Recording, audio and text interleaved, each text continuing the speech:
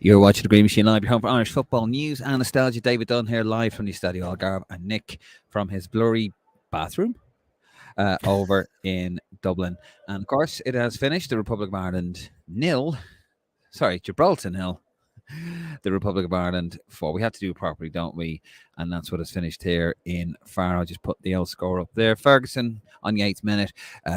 Johnston on the 28th. Doherty to 60th. And Robinson with a dubious goal on the 80th. Finished proceedings here. How does that look on the group table? Well, we'll have a look there. Still have a kind of a latest result in Athens with Greece. They were drawing, but Netherlands have just gone 1-0 up over there. So France have obviously qualified on 18 points.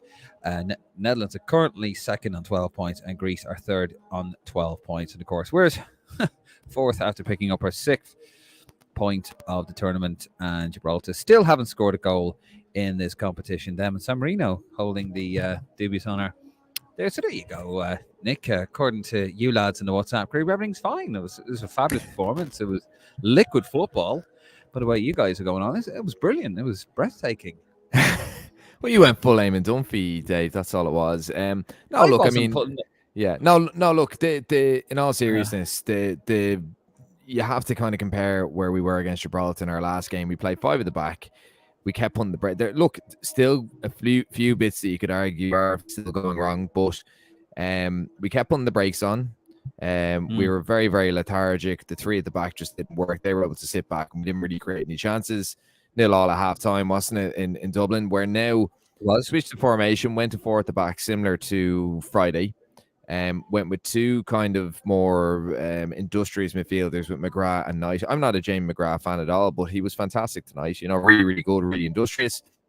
2 decent wingers, a good balance with wingers. 1 direct winger with Chidozie Ogbene, 1 technical winger with Mikey Johnston. He's after getting man the match there. So balance in the squad, even having Ryan Manning, an actual left back playing left back. You had Liam Scales playing on the left-hand side of centre half. So it was a nice balanced squad. Because it was more balanced, we could play more fluidly. Gibraltar were poor. Gibraltar are amateurs, but at the same time, you know, they are coached constantly to sit back, and we were able to break them down 4 times, and we improved on our performance in Dublin, in my opinion, against them. So yeah, you have to look at every bit of progress. We won't be progressing again under Stephen Kenny, but you have to kind of compare it to the Dublin match, and it was much better. There's no progress here. Actually, just before I go off my rant, just to let you know, guys, as always, we are Irish football's most interactive podcast. Have your say, leave a comment, get involved. Tell us what you thought. Do you agree with Nick? Was it wonderful? Was it, you know, how we progressed? Even though I didn't say it was wonderful. I just said it's an improvement. No, but like it's an improvement to the Dublin match, and that's right. What you have to compare it to. You can't compare it to Greece. Gibraltar, completely different opposition to Greece. You play what's in front of you. We were up against them in Dublin, played the same opposition, played a better style of football, played a better formation, better system. We beat them. Well, out there, do you agree with Nick? Or do you agree with me? And, you know, to be honest with you, I sitting here watching it live in person, and Gibraltar were completely penned in. They were sitting back, trying to hit us on the break. And, you know, maybe a bit like rugby, actually. Get it out, you know, try to get the line out almost and sort of get something from a dead ball situation. That was probably their best chance, really, to get anything from this game. I wasn't impressed at all. I don't think it was very good. Right, it was an improvement on the game in Dublin, the performance. But, I mean, that would really have to be bad to be any worse than that. It was quite lethargic and cumbersome in Dublin, and they got a bit more joy. Look a bit better with the 4-3-3. We'll agree with you. But, I mean, it's Gibraltar, isn't it? Like, I mean, it's not really... It doesn't prove anything, to be honest. And I know in the group everyone's saying, "No, but like, what did you expect?" Yeah, but at the same time, Dave, we're at a horribly low ebb, one of our lowest ebbs ever. Doesn't mean I have to enjoy it tonight. No, but at the same time, Dave, we could have. People were saying a couple of days ago we're going to draw 0-0 here. They said we'd be lucky to get a 1-0 win. Like we've come away. It's a comprehensive win. Yes, there's still glaring issues. Yes, there's a lot of massive issues. But, like, I mean, Jamie McGrath was very good tonight. Limited player. Chidozie Ogbene was actually, you know, he gave the ball away a lot tonight. Josh Cullen was poor enough tonight as well. So, you know, there was a couple of poor individual performances, but they were still able to put Gibraltar away. So, with a team at a low ebb, these kind of victories, you have to take advantage. The Welsh played them last week, bet them 4-0. The Welsh are stronger than us. Yeah, but this is a team though. You have to remember haven't scored at all in this competition whatsoever. Now, to be fair, okay, there's Greece and there's Netherlands and there's France ahead of us. We still have to go away and beat them. We still have to go away and put a performance in and get 4 goals. And, we've done I that. don't. Admire that. For me, no. I mean, as I said, they were penning in their own half. Of course, we're going to look more fluid. But what were you expecting? Were you expecting us to go out and win 9-0? Because they're not losing like that. I was expecting exactly what we saw. I think I'm a bit confused by that in the group. You guys, when I was saying that, you guys, what you expect, Dave? No, this is what I was expecting. Doesn't mean it's good. Doesn't mean I have to say it's great. This is exactly what I expected. Exactly but you have to contextualize it as well. Like Gibraltar have always been set up to just sit deep and scrap, and it's never and no team, Dave. Even France looked really, really scrappy against them. I watched that game. They looked really, really scrappy against them. So it's always going to be. We still looked. We had a dearth of ideas in the final third. That's been an issue. Looked laborious. Yet again, looked cumbersome. We were getting all the joy on the right hand side. Both goals in the first half came from. There were carbon copies. The cross in. Benny played the ball into Doherty. He hit it in. Bosh, fantastic. They were always going to tire. You have to remember that. These aren't full-time professionals where our lads are. They were always going to tire. And that's the thing you do with the so-called minnows, if you like. You pass the ball around them, you run them out because their fitness will go because they're not full-time professionals where we are. So the big criticism I would have had, Dave, and it would be the same as the Dublin match. When you're playing these teams, whether it be your Gibraltars, your San Marinos, whatever, all these minnow teams, they play so ridiculously deep that you actually cannot allow them to get set. So when you get the ball out wide, you need to drive them and you need to whip in early deliveries. Chidozie Ogbene, every time he got the ball, he put the brakes on and he allowed Gibraltar to get set. It was the same in Dublin, the exact same in Dublin. Every time we broke wide, every time we were on the counter-attack, we'd stop, they would get set, and then we weren't able to cut through them. And in the end, we actually beat them because of a goalkeeping mistake. And then a couple of excellent deliveries from James McLean. Similar tonight. I think it was a bit more.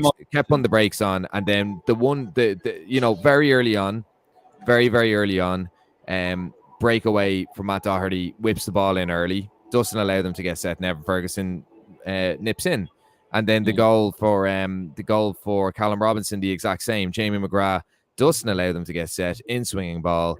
It was offside, by the way, but anyway, it was.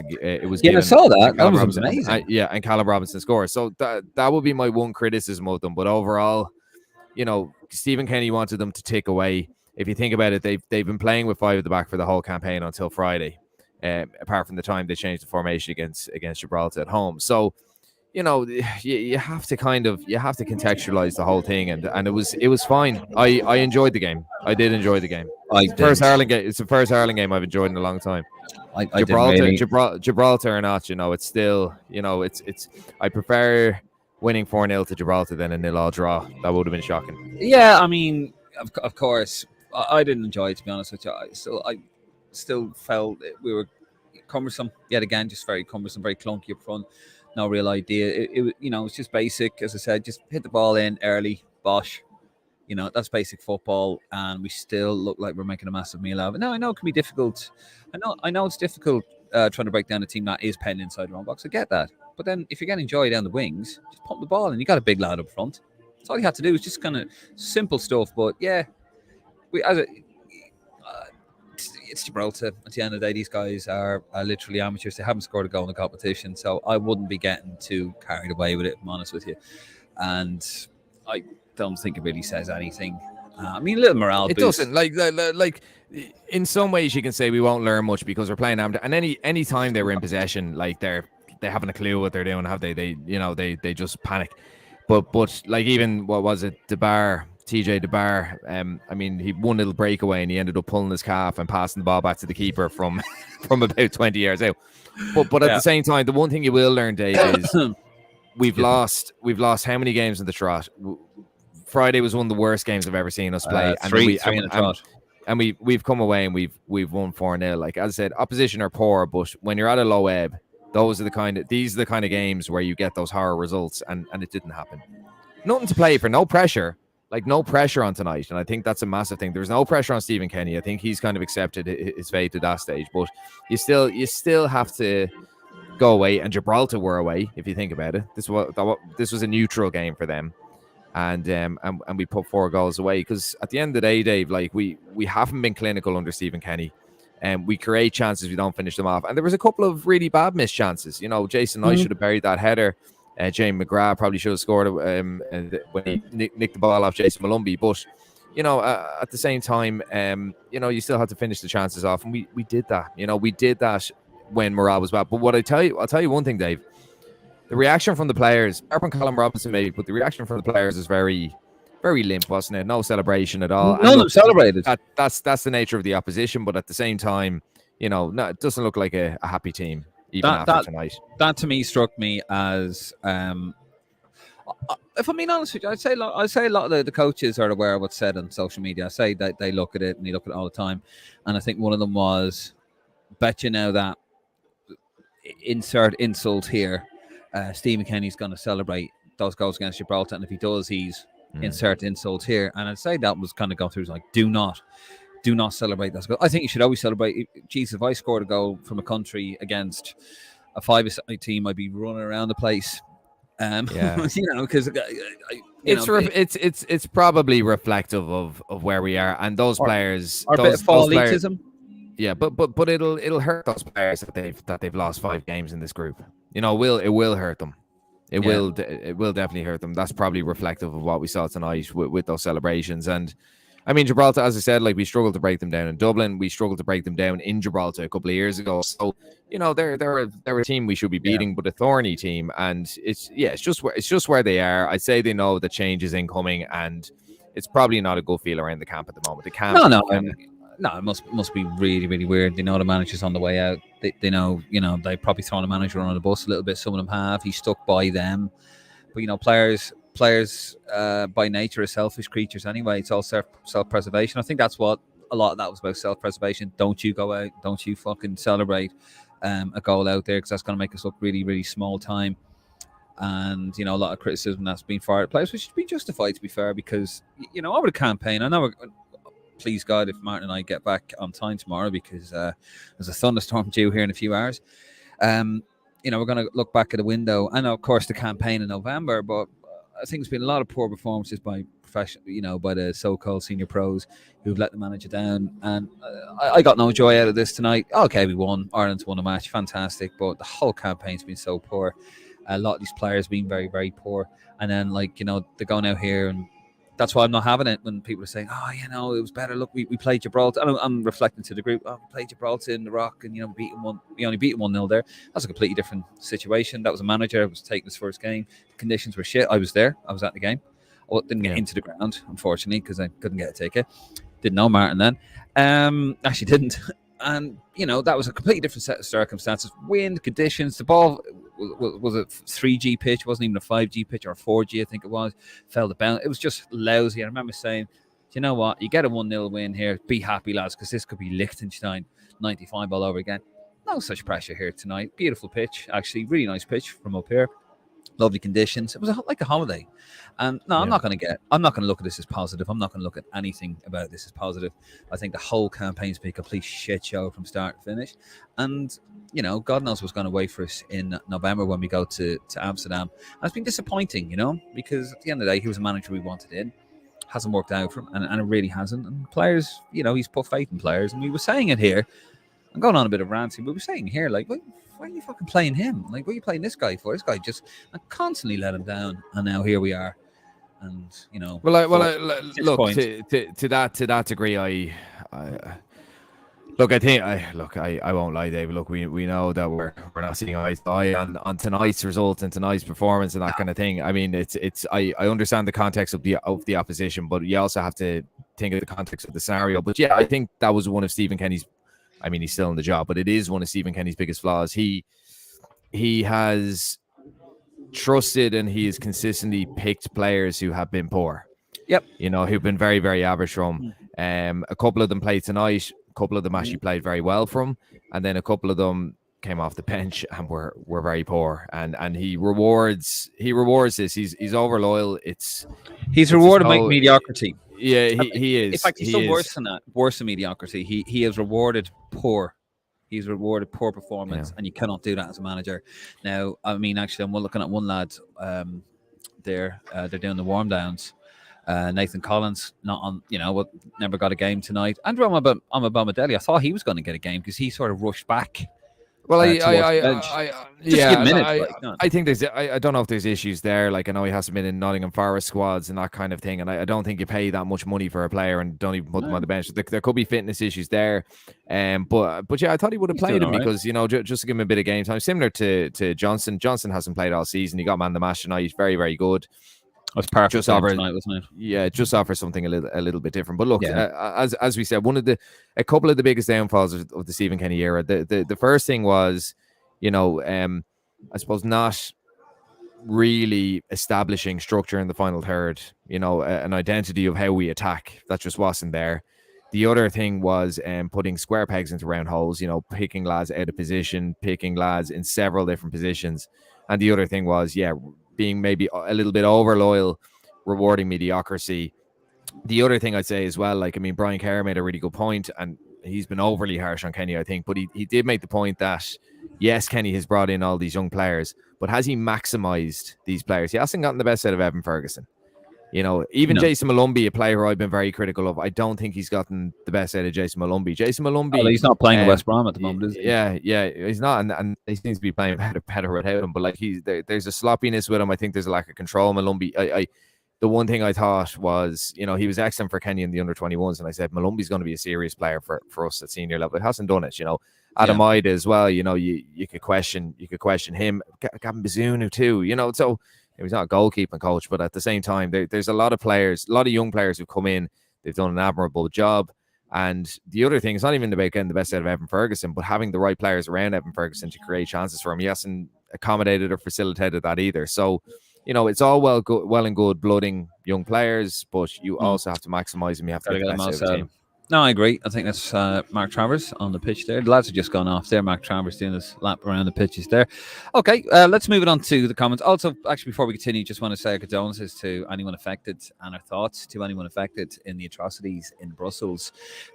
Before Belgium were due to play Sweden, there were 2 Swedish fans shot dead in Brussels, and just our thoughts go out there. Jesus, all that.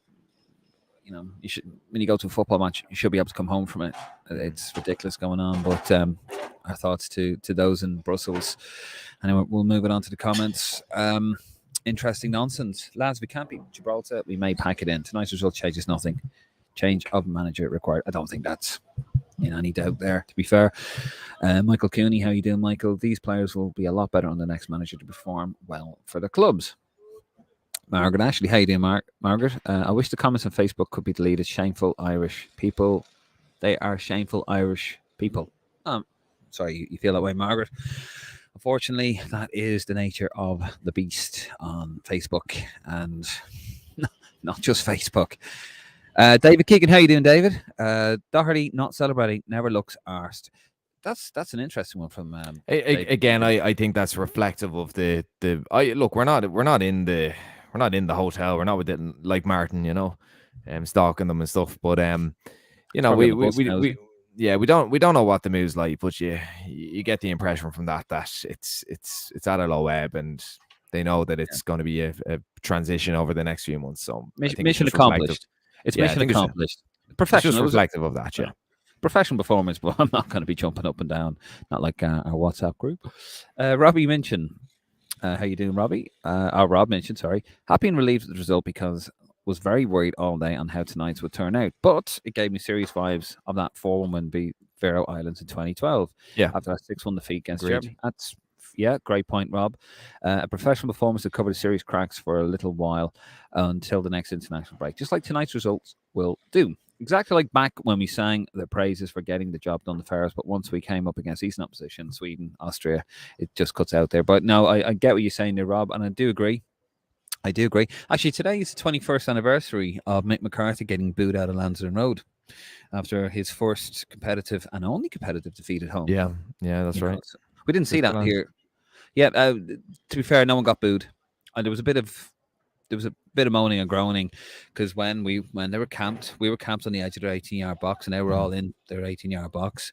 I'm sure you could hear it on the telly. The microphone was I was listening to it on RT as well, and there was a bit of moaning and groaning with the squaring back, because we couldn't unlock. Yeah, plenty of times we couldn't lock the 18-yard box, but no booing towards the manager, and he did actually do the announcement and recorded it, and they're all very happy. Booing it, which is good. Brian Wilson, yeah, of course, I don't want that. Brian Wilson, how you doing, Brian? The starting 11 today looked to be set up in better shape, players in comfortable positions than last Friday's 11. That's half the battle. Literally, if you pick players in their most comfortable position, you're going to get a more fluid performance, and that's what happens tonight. Square pegs, exactly. Square holes. Perfect. Patrick Murphy, how you doing, Patrick? The Brock 0, Era 4. Good man.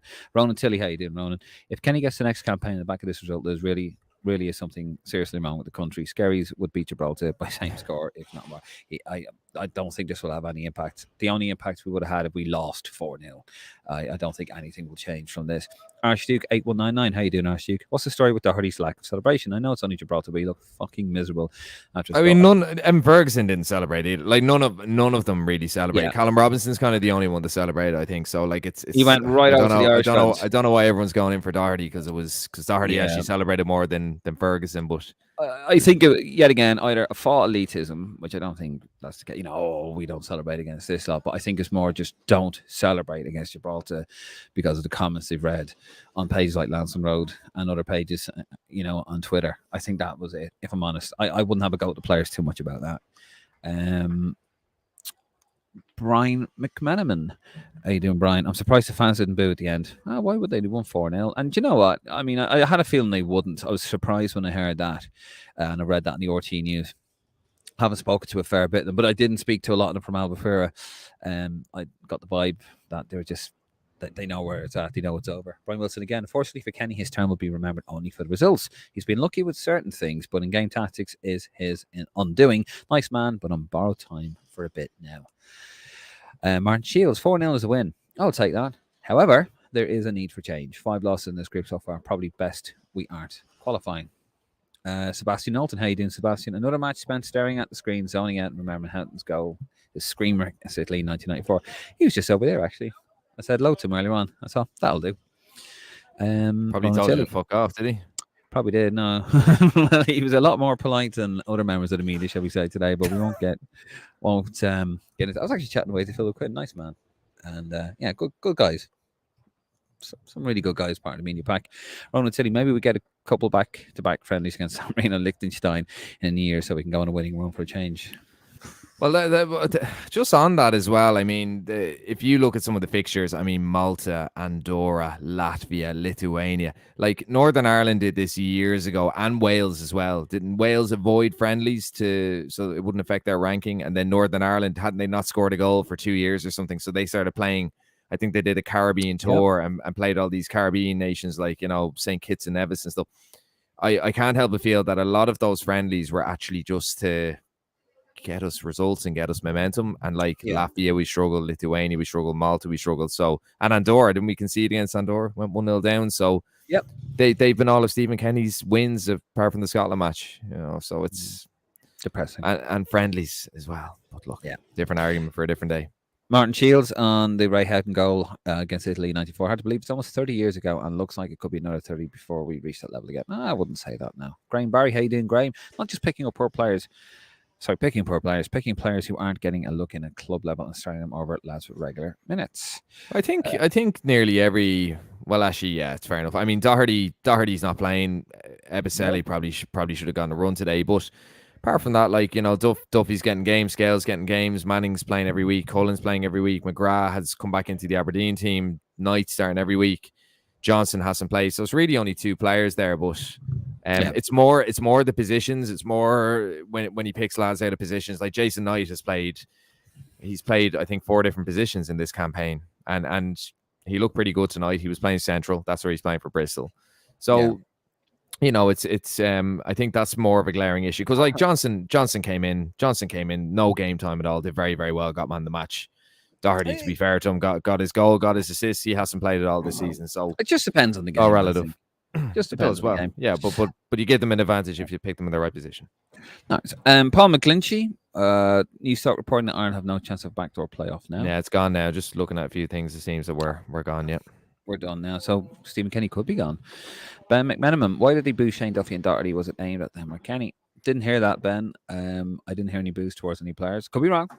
I just didn't hear any. Ronan Tilley, one of Stephen Kenny's flaws. I don't. He got anything but flaws, to be honest. What's good about him? Deaglin, how you doing, Deaglin? Good man. Have you got a program for me, Deaglin? No. Actually, it was a PDF file, which is annoying. Michael Cooney, 3 years under Kenny, same style of play, which hasn't worked, and we've beaten no one of quality. Well, Scotland a while ago, but that was we could have been 2-0 down on that one. Sandra Keogh, Doherty did get booed. Oh, okay. Sandra, how you doing? I didn't hear that now, so we'll hear more about that. Nuri Newick, a request, David, can you or Martin write an away trip review for the Risk London newsletter website, please? I probably will. I don't think Martin will remember it, if I'm honest with you. But no, Martin's probably in a ditch somewhere right now. Probably is, yeah. He probably is in Gibraltar now. Jason Fitzsimmons, Dave, we must get a photo after you've done the live. Absolutely, Jason. Happy to. Adam T. I wonder if Kenny's going to come out and say, sure, France only scored 3 here. I wouldn't put it past him. I really hope not. Rob Minchin. Sorry, lads, my essay got cut out.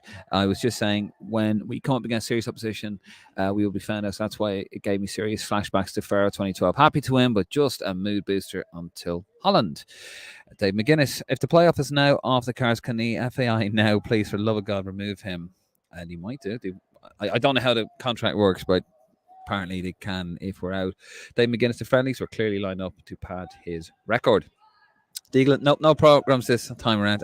Deaglin now, come on. I'm still expecting them to parachute in and give me some copies. Ben McMinimum, they definitely did boo before Doherty's goal when Shane Duffy had the ball near the back. Fair enough. I will bow to you guys. Interesting nonsense. Just saw his interview. Jesus, sacking Kenny would be like shooting Bambi. And Adam T. Iceland and Bosnia need to win the remaining matches now, as well as Israel qualifying. And the final comment, very quiet tonight. David Redmond. Yeah, when we win, there's never many comments, is there? I mean, I'm sure if it was a big win, but I think we're not. We know what this is. David Redmond, does Kenny have something against Episode? He can't believe he never gave him a run out tonight. And we will go to the last one with Graham. I wasn't impressed at that display. Time to move on. Playoff is off the cards. I'll be expecting a press statement in the morning. Well, lads, we're going to leave it there. Thank you very much, Nick. Thank you for coming on. Thank you guys for commenting here. It's a quiet one tonight.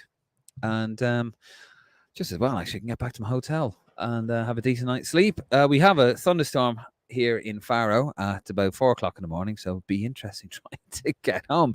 But we will be back live when Martin and I get off the plane. So maybe about 8 o'clock, 9 o'clock, we will do a window review. So do join us for that. That is weather permitting, whether we can get home. So we're flying out about 1:40 tomorrow. Anyway, Nick, thank you. Guys, thank you very much. Safe home wherever you are. And look after yourself. Good night. God bless. And I suppose, come on, you boys in green.